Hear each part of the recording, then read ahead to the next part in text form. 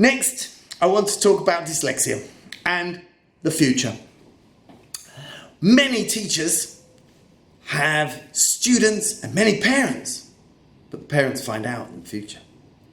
They have people classified as dyslexic because they have trouble reading. But everybody has trouble reading to start with, and some people that trouble continues. My wife's nephew, called Callum, was at a very expensive school, and he was diagnosed with dyslexia. He couldn't read. But then nobody can read when they're 2. But he was 6, and he couldn't read. So they stopped giving him homework. So he was happy. And a very friendly teacher sat next to him for lots and lots of hours. Maybe for 1/10 of her career, she devoted it to just Callum.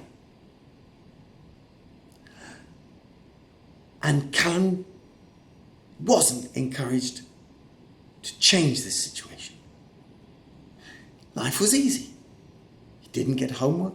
He never got the hard work. He got biscuits at the end of the week. And there was a little game he could play. And he had a good time. And he saw the other students working hard. And he didn't have to work hard. He was special.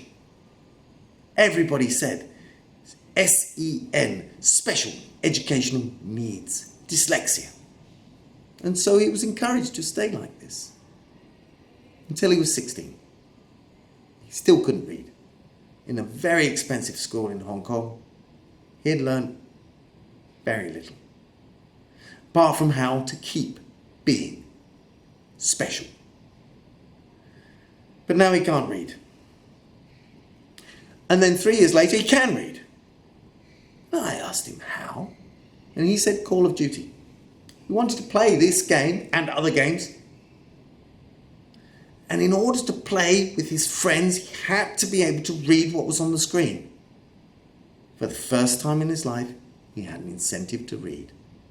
And now, he can play charades. He can read, he can write. He can send me messages for my birthday. Just talking about one person is an anecdote. But nobody seems to be collecting the statistics on this. So all I have is anecdotes. And another one, Curly, friend of mine, dyslexic. His typing, the type that he had, that he pressed the buttons on, was coloured. Because he didn't know his letters. He didn't know when it was an A or a B or a C. It was coloured so that he could do his job. His job, he was a panel beater. And eventually he ended up working for Shell when their trucks get crashed. They don't throw them away and buy a new one. No, they stretch it out, the exploders. The big cylinder trucks that carry petrol from one place to another to take it to the petrol station. Dangerous work with petrol. And he would press the buttons to make it twist and stretch, and so that the truck could be used again. And that was his job. And then he had enough of that job, and he wanted to build his own company. And he was told, you have to do paperwork. So he thought, I'll employ somebody. I'll employ a lawyer to do the paperwork. And he was told £6,000. It was a lot of money for Curly.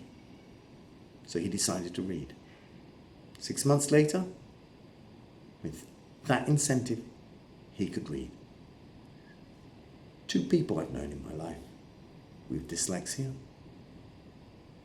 Both of them succeeded when they had a need. When they had incentives to learn, they learned.